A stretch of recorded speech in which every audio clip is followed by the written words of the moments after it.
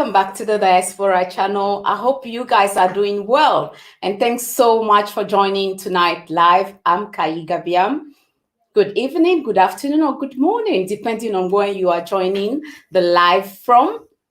And those of you that are familiar with this platform, is all about having some special guests every single week for them to share, their experiences relocating to Africa and all the things you guys need to know to make the transition very, very easier for you. And as so many of you already know as well, I do showcase and promote Black-owned businesses on this platform. So if you're a business owner and you love to join me here as well live to share your products or services with us, kindly email me at the diasporachannel@gmail.com, or wherever you are.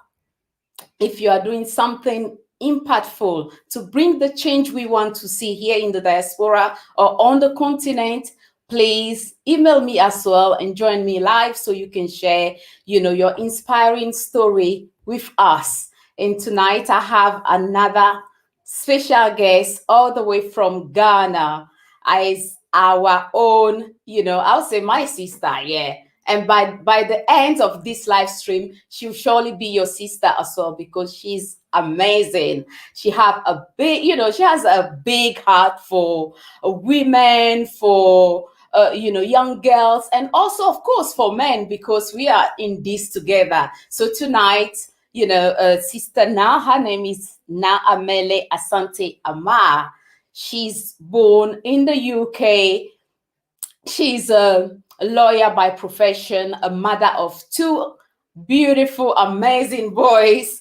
And she's here tonight to share with us the reason why she relocated to Ghana, give us some more advice, because guys, we need those advice, and I'm sure you agree with me. And also what she's doing right now in Ghana, because we need our women in leadership when it comes to, the government over there on the continent. We need sisters out there that really, really care about people, so that they will be able to put certain policies in place that will really, really change things around. So Sister Naa is right here with us tonight to share all those things with us. So if you're new here, kindly subscribe and make sure your notification bell is on, because I'm sure you don't want to miss out on the next interviews coming up very, very soon. And also, I would like to use this opportunity to thank all the amazing members of this platform that are supporting this platform every single month. Big shout out to all of you. So if you also want to become a member, it's very, very simple. Click on join and you see our perks, and you will be able to choose exactly what you want. It's as simple as that. And thank you all for subscribing to this channel. Bienvenue sur ma chaîne, j'espère que vous allez tous bien. Je suis Kai Gabiam et merci encore d'être au rendez-vous ce soir. Comme vous le savez, on a des invités sur cette plateforme chaque semaine, et ce soir j'ai notre sœur, c'est ma sœur en fait, je l'appelle sœur parce qu'elle vraiment, elle a un gros souci quand il s'agit de voir les femmes s'épanouir sur le continent. Donc, je l'aime, je l'adore beaucoup. Et bien qu'elle est née ici en Angleterre, elle a décidé de retourner vivre au Ghana. Donc, c'est une mère de 2 enfants, elle est avocate. Et ce soir, elle est là pour partager tout avec nous, parce que actuellement, elle fait partie aussi des futurs candidats pour l'élection présidentielle au Ghana. Donc, elle va partager tout ça avec nous. Donc, si vous n'êtes pas encore abonné à ma chaîne, s'il vous plaît, abonnez-vous à ma chaîne et activez votre cloche. Donc, I'm going to add our dear sister right now. Hey, Sister Naa. Hello, Sister Kai. Thank you for having me back again. Always a pleasure. You're so welcome, dear sis. How are you doing? I'm doing well, thank you. Yes, I'm sending you lots of sunshine and heat. Oh, sis, don't start now. I'm I'll be jealous. So don't start. But I'll gladly get all, those sunshine, all the goodness out there that, I can see, your skin glowing, smiling all the time. That means like you are living your best life over there in Ghana. So for the viewers that really don't know you, I would love you to share more about yourself, what you do. Though, you were born here, in the UK, but at some point you decide, this is really not for me anymore. So you relocated to Ghana. So it will be good, for the viewers to know who is Naa Amerley Asante-Armar. Okay, thank you again for having me. Shout out to all the viewers on live or on replay. Yes, I am Naa Amerley Asante-Armar. My first name is actually Angela, but now I've returned home. I'm using my actual name, my middle name, Naa Amerley Asante-Armar. Yes, I was born in the UK, in London, England, to Ghanaian parents. And so, but I've basically lived most of my life in the UK. I spent some time in Ghana as a very young child. First came back to Ghana for a visit in my early 20s. So I've always kept in touch. And as I had my two children, we made it a point to bring our boys to Ghana. The youngest one had been here at least 3 times before we relocated to Ghana. So as Sister Kai said, I am a life coach. I am a life coach, but I'm a lawyer by profession first, a UK employment lawyer. I don't practice here in Ghana because of the other things that I want to turn my focus to.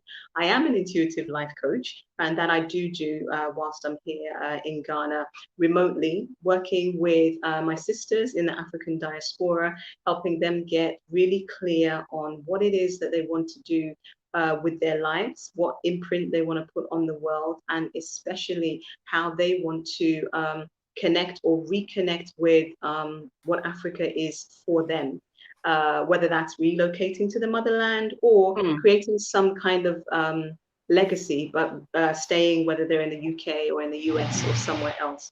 So why am I here in Ghana? A number of reasons. Okay. I mean,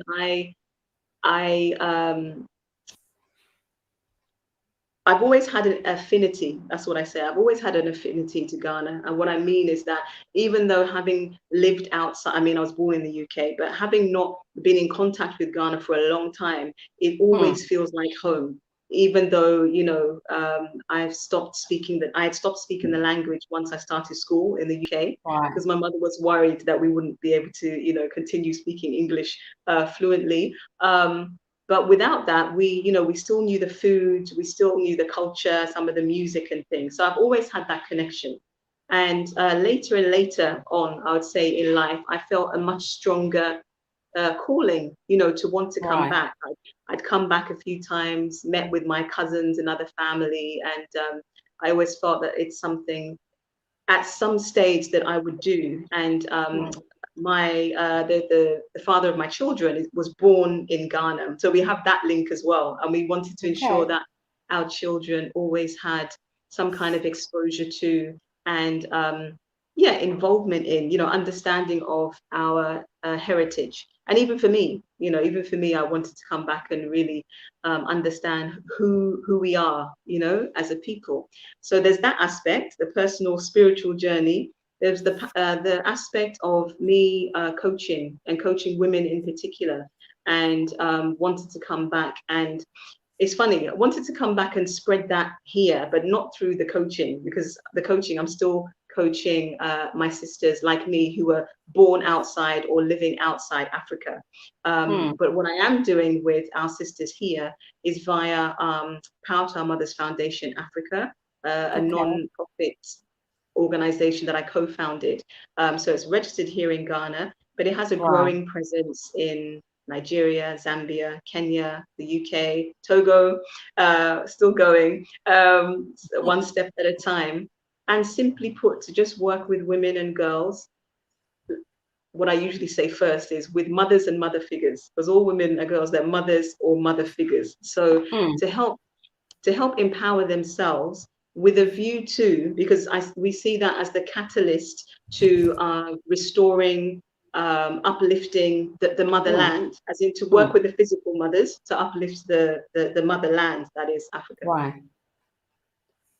The amazing thing about what you are doing is the fact that, though you have everything it takes, just to be there and focus on your career as a, lawyer, you don't only think about you and, your family. Let me put it like that. Is, more about how can I serve people? How can I, be that helping hand for the girls and the women out there, which is something really, really beautiful in the sense that, I believe in less talking and more action. And when it comes to, what is happening to us on the continent, we know that so many things are the way they are due to the poor decisions of our leaders. So you made one statement that I really, really want to understand, first of all, why you made that statement, which is, I will fix my country. So can you please explain to us what made you make that statement?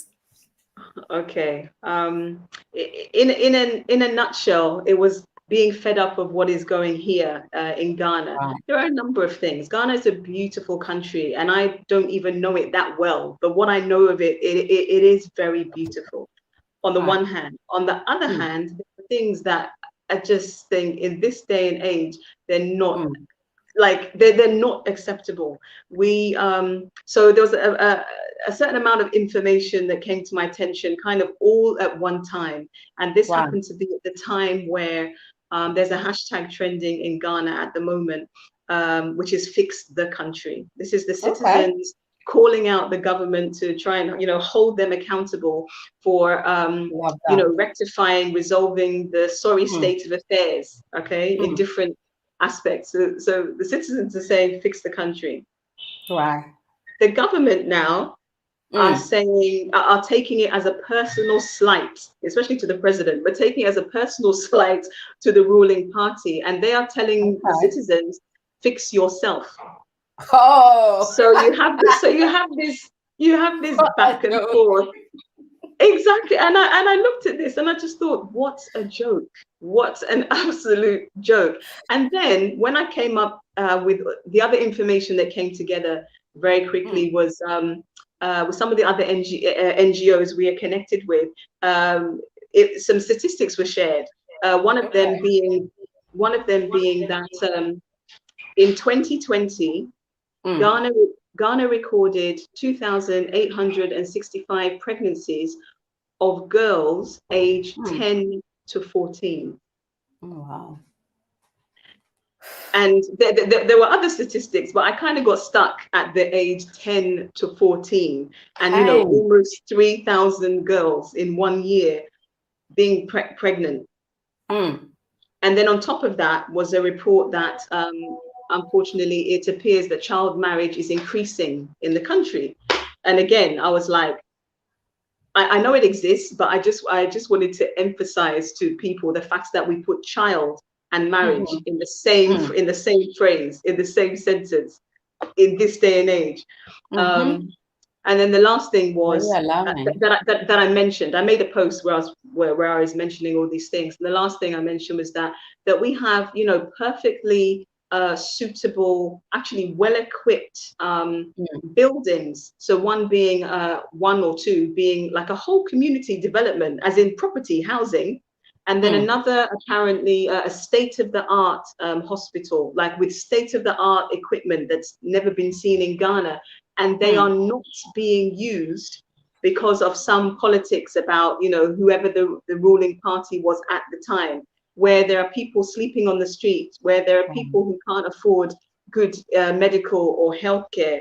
So when mm. all this came together, I was really annoyed, and I just took to my social media, and I was just said, I understand the concept of us holding our leaders to accountability. Let me make that Mhm, clear. I do understand that.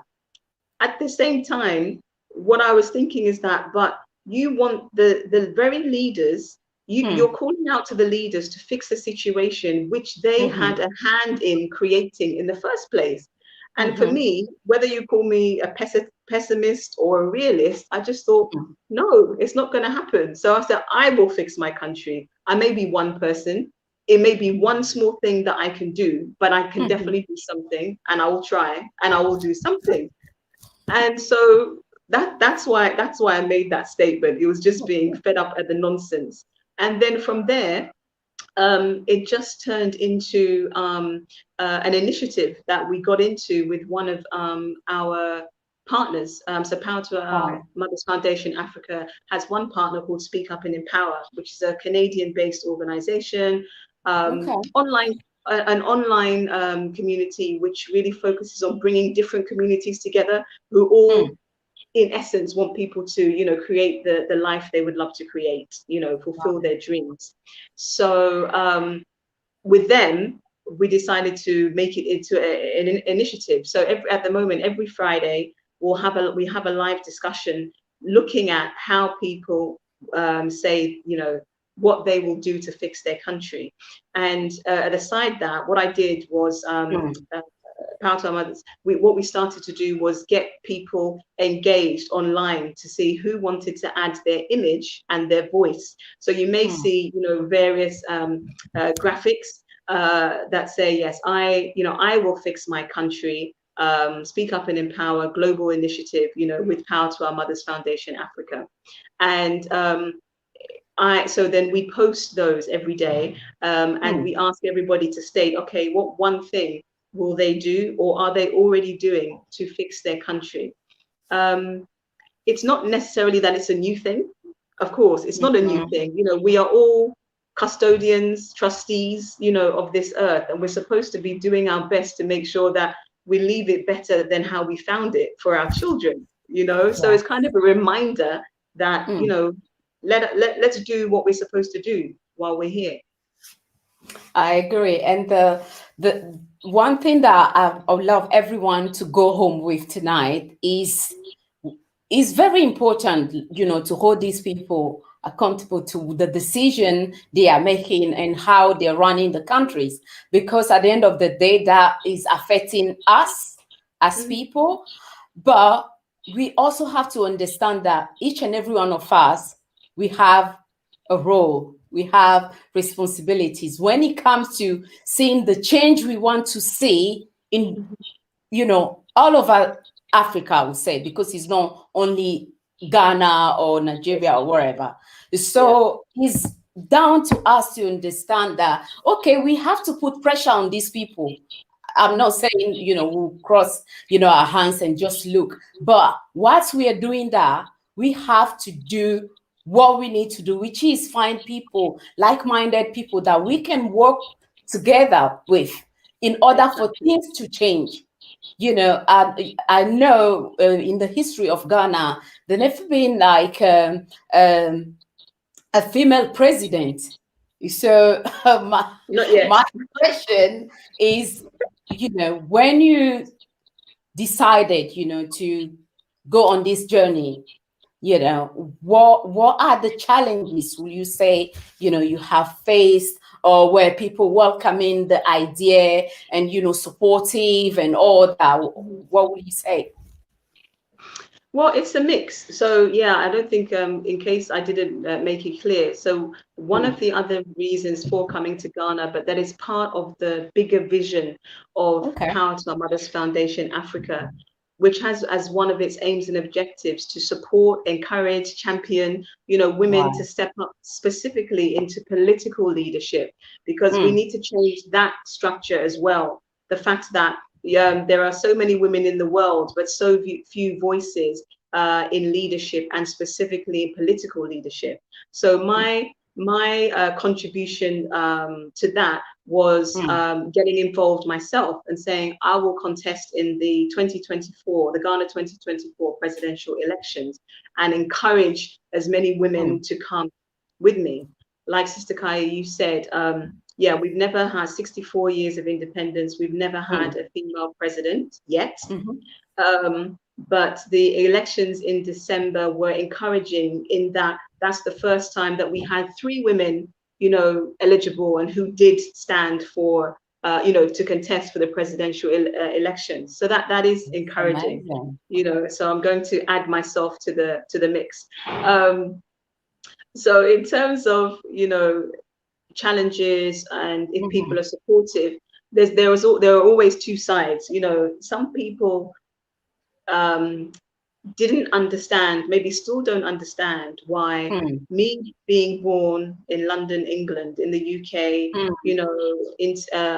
carrying out a very reputable, some may say a reputable, profession as a lawyer. I've got opportunities in the UK.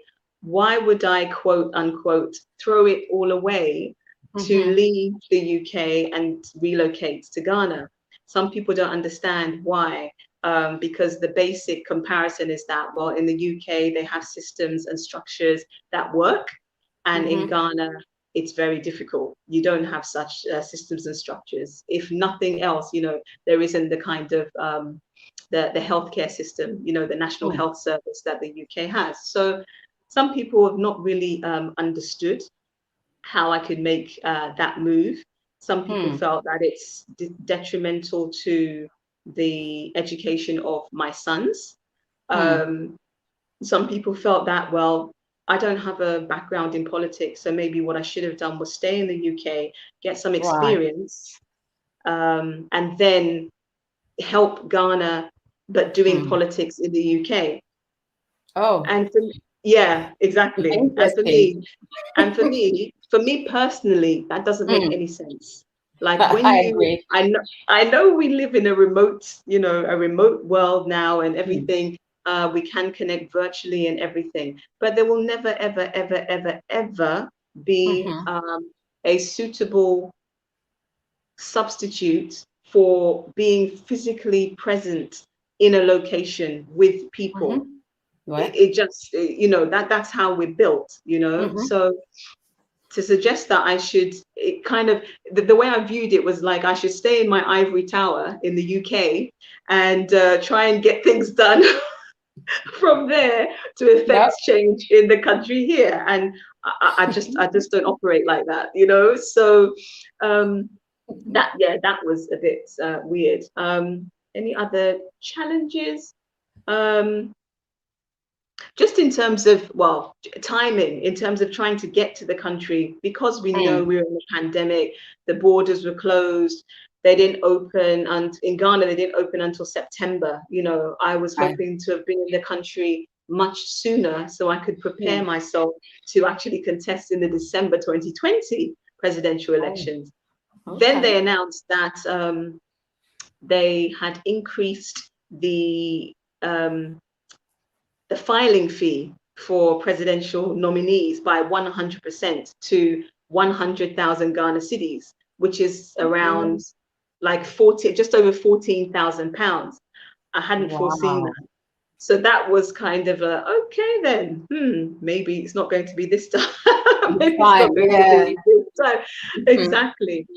But on the plus side, what has been really encouraging and encouraging, uplifting, pleasing, is that there has been a lot of support, because definitely people in Ghana, they are tired of the same old, same old.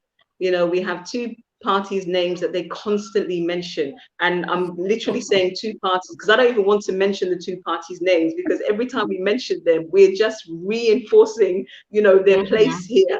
So I'm like, no, I'm not even going to mention. But the two parties that usually have this battle, the society seems to have got caught, between them, and people are they're done with this. They're done with this. They want something new. And on the one hand, some people are in fact ready, quote unquote, ready for a female president, but that's in debate, because there was an article issued, I think it was either the end of 2019 or early 2020, and the caption or the title read, "Is Ghana, or are we ready for a female president?" And I remember when I read this, and I was thinking, what does a country need to do to be ready for a female president? You know, it's just another leadership. Is it so, on the one hand, is it so different that they have to prepare, you know, a nation to receive a leader that happens to be of a different gender? I mean, if that was the case, I mean, maybe they had some practice. Our brothers and sisters in Tanzania, as you know, at the unfortunate loss of the beloved John Magufuli, their late president, they had on the plus side, you know, Mama Samia Suluhu Hassan step in as the current president. Maybe that's not how people wanted it to be, but they do now have. She's the first female president who's more than just a ceremonial president in East Africa. You know, we've had African female presidents before, but I think it's something like in the whole history of Africa as we know it, we have only had 9 female presidents. Maybe now we count 10 with Mama Samia being the current president. And this is considering Africa is made up now of is a nation, is a continent of 55 sovereign nations, and we've only ever had 10 female presidents. That goes to show you, you know. So there is encouragement. There is encouragement that yes, we need a change. Yes, it's time for a woman, but also be careful. You know, be careful because politics is a dirty game, even for the men. So let alone the woman. You know, so pluses and minuses or pros and cons. You know, either way. But I'm just very, very real. You know, I think there's no necessarily such thing as a right time. Necessarily, you know, when things happen, that is when that's the time when it's supposed to be, you know, it's supposed to happen. Yes, exactly. absolutely. I agree. I agree with you. And that's actually, you know, the question I wanted to ask you. Like, when it comes to the people, the Ghanaians, are they ready for a female president? But you actually cover that. So it's, you know, like you have my full support. You have our support. We love you. We really, really see, you know, the vision and what you want to do. And it's not only in Ghana, because with your other initiative, you know, you're already in various African countries. So seeing someone like you know, as the president of Ghana, just imagine what that would do to us women all over, you know, Africa, or even outside, you know. So it's a beautiful thing, and you have, you know, my full support. So, now you know how, you know, we do it here on this platform. So many brothers and sisters, lots of them would love to know about moving, relocating to Africa. And you know, you left the UK, you know, with your boys, and now you are living in Ghana. And you know, backstage talk, I know the boys are happy, you are happy. So for any family out here right now that is contemplating, thinking like, oh, you know, I would like to do what Nat did, like relocating with her entire family back to Ghana, what would be your first advice for them? The first thing I would say is to think about, like, to really think about and be honest with yourself as to why you want to relocate, whether it's to Ghana, whether it's to somewhere else in Africa, quite frankly, anywhere, like why you want to relocate. It's essential because when you consider the options, for instance, do you want to relocate because you are running away from something or someone or some problem? Because I mean, we can relate. I mean, not that it was a consideration at the forefront of my mind, but I definitely did think that, well, being in Ghana, the COVID situation, number one, is going to be nowhere near, you know, how it is in the UK. But that was very much, that was long after I'd made the decision for us to move, because the pandemic wasn't there. However, and I'm not saying it's an invalid consideration, but what I'm saying is that relocating to any country, but I would say as us, as African people, wherever we are, relocating to home, the motherland, whether you've Yeah. ever lived there or not, it's a Mm. spiritual journey. It's not just about logistics. That's why I asked the question about to think of why are you Why? moving? Fair Mm-hmm. enough. If you want a better That's a quality of good life, question. yeah, and I say that just so that people don't take it for granted, because, Mm-hmm. like I said, if we are trying to avoid something, the Mm-hmm. very, the very, the very thing that you are trying to avoid, Mm-hmm. you can actually end up creating, because they say what you resist persists. Ooh, So that's number that's one. deep right here. What what you just said, Sister Na, Mhm. because we love our brothers and sisters here in the diaspora. We want them to, if not visit, those that are willing to relocate, that's also a good thing. But we have to have a way to, find a way to embrace each other and work together and Mhm. respect the culture, respect the people. So it's very important to go with a certain mindset. And like you said, your why. What is the reason why you want to go Mhm. back to Africa?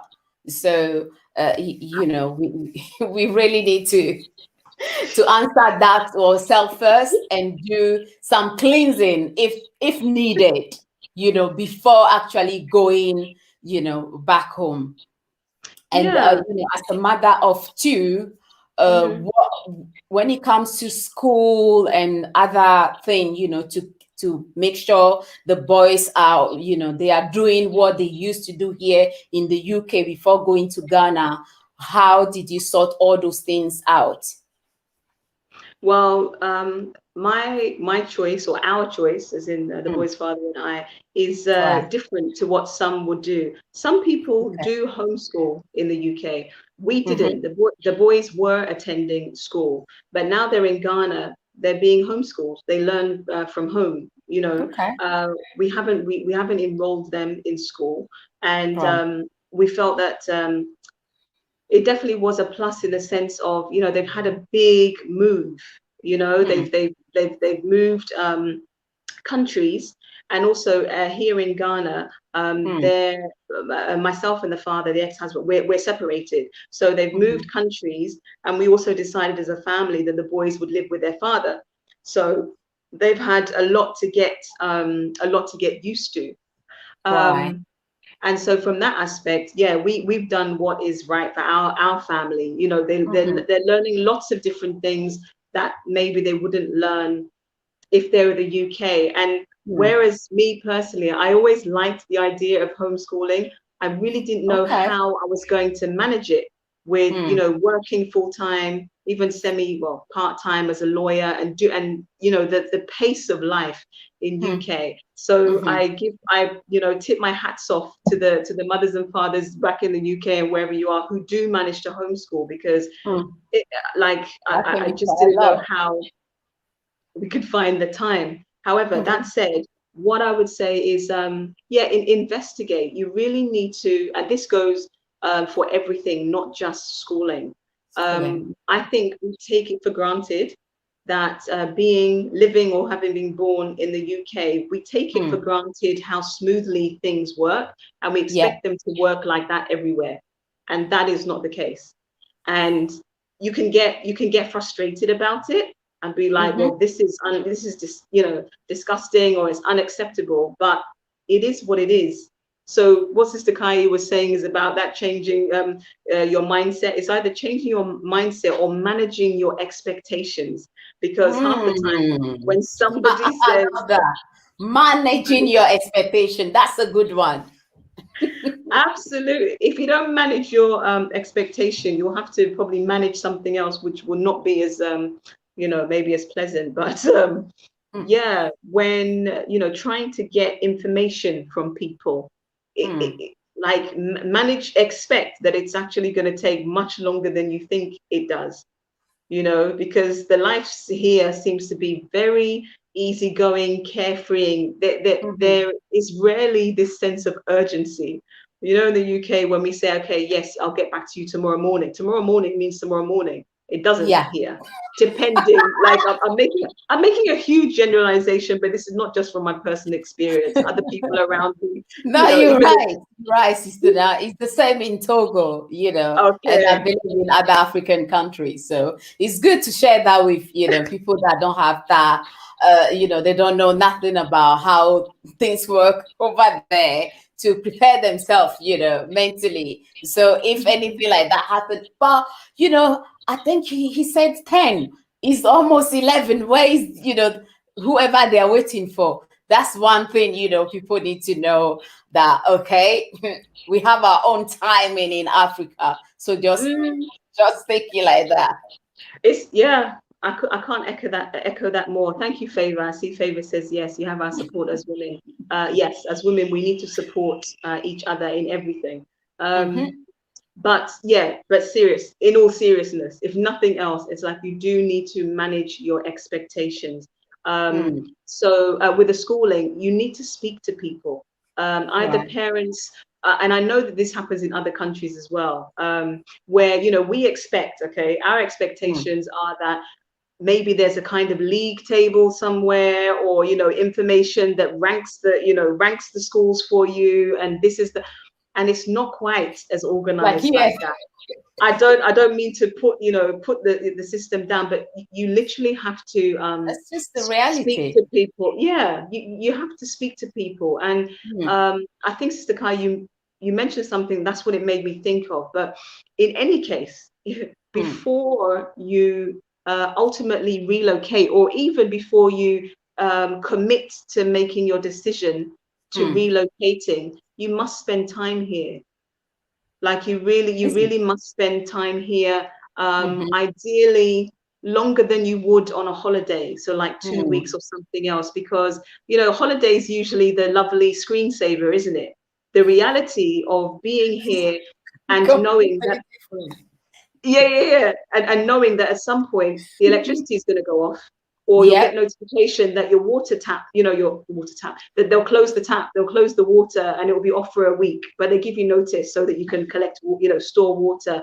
You have to know that these things happen, and it's not Mm-hmm. like when it's at Christmas or Year of the Turn, where all the festivities are on and everything is working like clockwork, because they're Sister Naa, entertaining. please. So for the year of return 2019, you guys make sure everything is spot on, just to Exactly. catch us. Is that what you guys?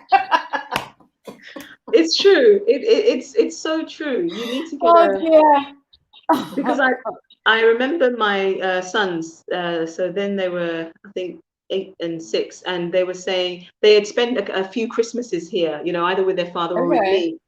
And every time they come back, they will say, Mummy, when are we moving to Ghana? And I'd always say, you do realize going to Ghana is not holiday. Like, we actually live there. It's not the same as when you're going on holiday and everybody For makes three time. weeks, 10 Yeah, days. everybody makes time for you, to see Mm-hmm. you, to take you here, there, and everywhere. When you live here, people have their lives, like Of their course. everyday lives. They have to do work, school, Mm-hmm. ceremonial, traditional functions, and all this kind of stuff. So in the longer term, you need to give yourself the opportunity to see more than just the holiday scene. That's what I would say. Very, very important. Of course, you won't see everything. That's life. I mean, it's like even when you move into a new home, even if it's your dream home, it's a new scenario, a new situation. There are things you have to get used to. That's right. No problem. That's But right. um, yeah, so I'm just reading what Andy's saying. Yeah, if you have ever lived in the Caribbean and are okay with the stress-free lifestyle, then you'll have no problem living in Ghana. Yeah, a very close cousin of mine, he lives in Jamaica, and Okay. he says, with the exception of maybe one or two foods, living in Mm. Jamaica is just like living in Ghana. Everything. This is my Wow. cousin that was born and bred in Ghana, and he's in Jamaica. It's just like home. So. What had I said? I had said, ask yourself the why Mm-hmm. you want to relocate. Yeah, you Mm. speak to people, and create relationships with people on the ground. Mm-hmm. Manage your expectations really around timing. I mean, even my 10 and 8-year-old have said, Mummy, when people make promises in Ghana, they don't keep them. That's what they said to me. Oh, I'm sorry. So it's not just coming from Oh. an adult's perspective. The schooling is varied. You have international schools, you have local Mhm. schools. But even with any reservations, I'll put it like that, that we may have about schooling, it still Mm. is the case. As last time I heard and I checked, it still is the case that actually our education Mm. on the continent, or let me just speak for Ghana, our primary education, and I think even our secondary education is Mm. actually better than outside Africa. It's only when you get to the, like college, university, that then Mm-hmm. the tables switch. So people will school and then they'll go elsewhere to do university and things. Because I kid you not, I keep saying this to people, and I don't think like I'm the, what can I say, the least intelligent person, but I did not learn English grammar properly in the UK until I started learning French. Because when I started learning French, then they had to do the comparison, so learning all our tenses. And it's just thinking, wow, we never heard about the pluperfect in English. What is that? It's so interesting you mentioned that, because even like with my daughter here, one time, it was just like a simple thing, like some conversion, liter into something, milliliter, something, very, Yes. very basic. So she asked, two adults like myself, born and bred here in the UK, they both got the answer wrong. So, and she was like, well, mom, how come you got the answer right, but you went to school in Africa? I say, you guys are playing here. Let me keep you real with you. Like, go to Africa and Mhm. prepare for exam. You know exactly, it's Mhm. the real deal. Like, they will make sure you learn beyond even what you need to pass that exam. Yes. So school in Africa is actually okay in the sense that you learn beyond what is needed, but it's just like certain things that they put there in our curriculum that is not actually good for us, that Oh, yes. based on that, we're saying just scrap everything, Yeah, you no, know seriously, I would emphasize what you've just said, and I would add that number one, I imagine it's probably the same in Togo, but in Mm. Ghana, we don't have this system that they have in the UK. In Ghana, the other reason why, quite frankly, children have to learn or learn is you don't get this automatic progression to the next year. You have to Hey, pass your year. you say You have to achieve. Exactly. You have to achieve your year. That's why, you can have, I don't know, a 10-year-old in the same class as a 7-year-old or something, because they've had to redoubler, they've had to repeat, and it's in the same however long time. it takes. Exactly. So yeah, there's that aspect. There's, Experience. there's that aspect, and the other aspect is that the education, how you're mentioning it in terms of the curriculum, that Mm, issue, that issue is one for us, whether we're on or off the continent. mm, Because off the continent, in the diaspora, we know that definitely it's not really about us and helping us to, because quite frankly, I don't think it really gives children the tools to manage their life, mm, period. And then on top of that, you've got us who do not originate from the country, whether we're born there or not. We're Africans, wherever we are. So mhm, what they teach us about who we are is mm. nonsense. It's only the, True. like, the negative, or so there's that aspect. And then on the Mhm, continent, we are more and more learning the curriculum, like in the diaspora, because the same powers are ruling, even though our yes, leaders look like you and I, you see. So we still have it's that true. challenge. We have that challenge, and that's why I'm always encouraged when I see brothers and sisters, and they want to come back and they want to do um, their education. I just want to give a shout out to Cheryl Phoenix of the Black Child Agenda, who has recently established the African Child Agenda in Ghana. And Okay. she is seeking, we'll Can speak you to. share a little bit more about that, please, so we can check them So out? I even need to contact her. But Cheryl Phoenix, amazing woman. She's the founder of the Black Child Agenda, and she works with women, not women, sorry. She works with, that's what I mean. She works with adults, with parents and Wow. children. This is a broad generalization, but around issues about getting them into school or making sure they're not excluded from school. It's supporting them to have a positive schooling experience. Let me put it that way. Right. And she's very recently arrived in Ghana and established the African Child Agenda. And she's now seeking funding to build a school here which has a focus on science, technology, engineering, and maths, and teaching. This is for children to come from the diaspora to school here. Those, I think, really that can afford and maybe are paying private school fees in the UK, which I think are maybe something like 15,000 a year, where for the same 1 year you could spend £5,000 in Ghana and have the same kind of level of education. So, or even better. Or even better. Yeah, exactly. But to really teach them the crafts, the trades and things that we don't get to learn out there unless we pay an arm and a leg, whilst also teaching them about their true identity, their history, their culture, and everything like that. So I support what she is doing. I'll speak to you because we do need this. But yeah, so you can check that out, the African Child Agenda. I'm just trying to think if there really is anything else. But the last thing before I forget, the other thing is it doesn't matter how much money we're coming home to Africa with. You must come. This is not even a nice to have. You must. The other question you must ask yourself is, what are you going to build in Africa?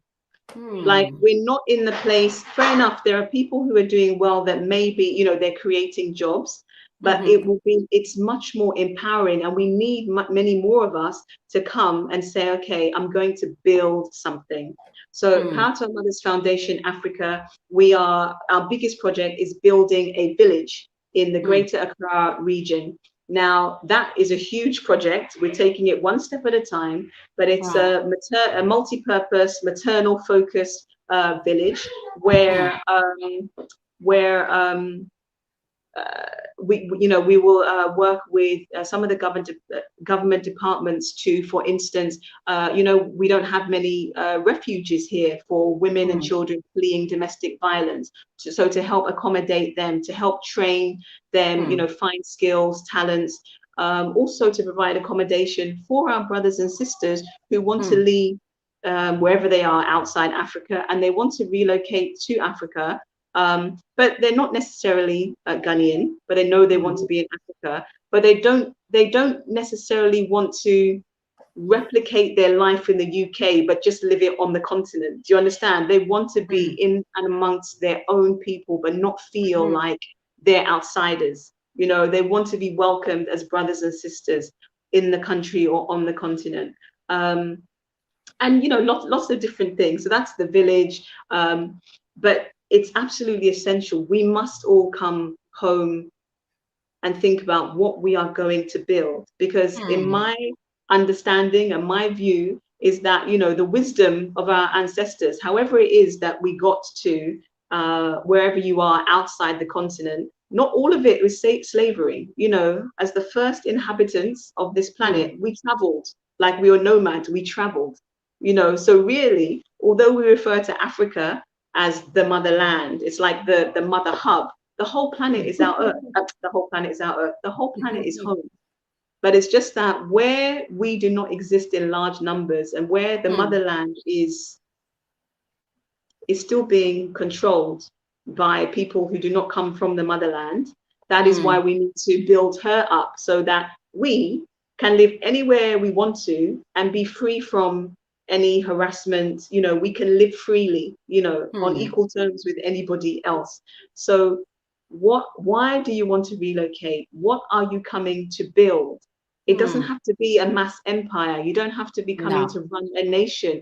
You could be coming that you want to come and open a creche. you know, and set up childcare facilities which are maybe different to what's being offered now. You know, it could be anything, but you must come prepared to build something, because the simple truth is there are citizens in the country who are desperate for work that they cannot find.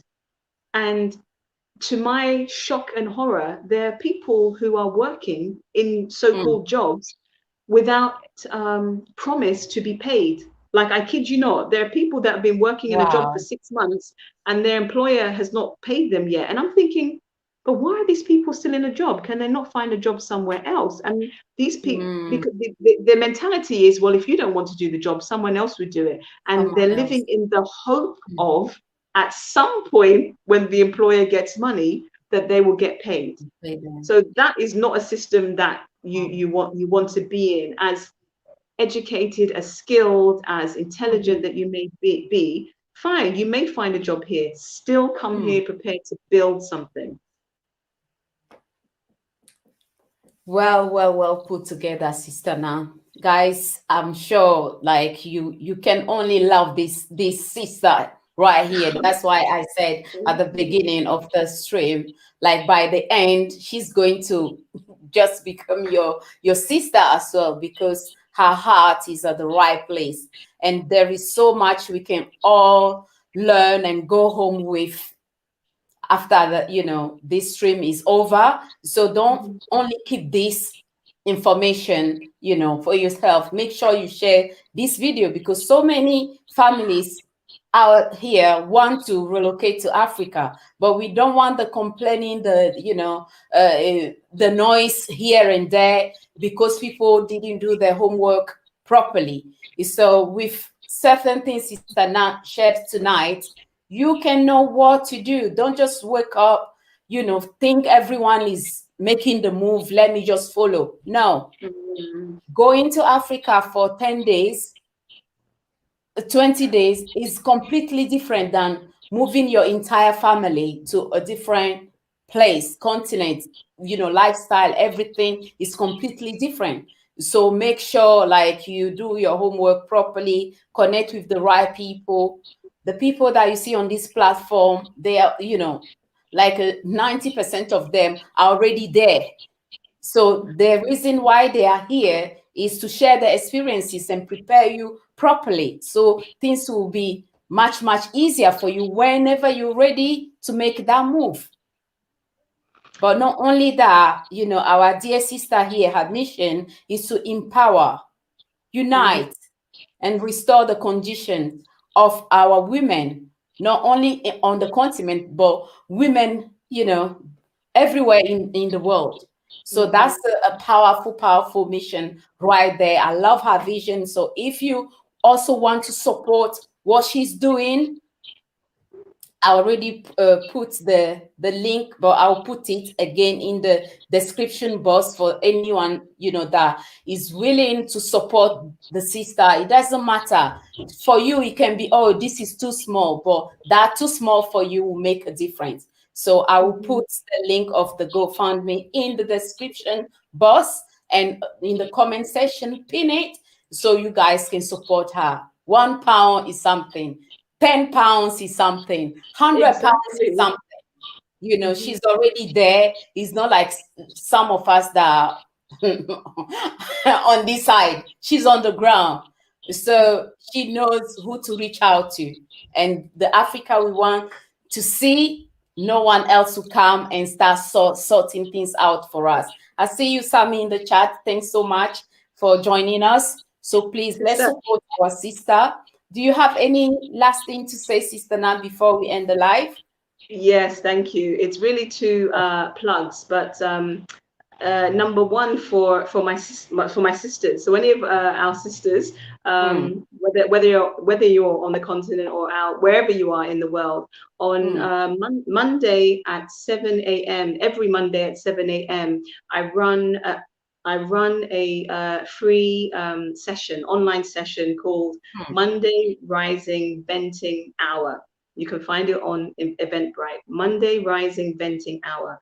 And it's literally a space for sisters only, where you can do what it says. You can just come and literally let go of your burdens. It can be small, it can be big, but it's specifically for us because we don't have many spaces where we can be, where we don't feel that we have to wear that badge of the strong Black woman, that narrative.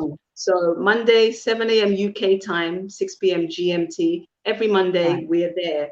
And then the other thing was for the sisters who are looking for, like, they're ready, whether to relocate or just ready to definitely step more into their African identity, their creativity, what they want to create, please do check out Embrace Yourself Coaching. That's me on the coaching side, and send me any questions there. Thank you very much, Sister Kai. Always a pleasure to be on the Diaspora channel. Oh, you're so welcome, my sis.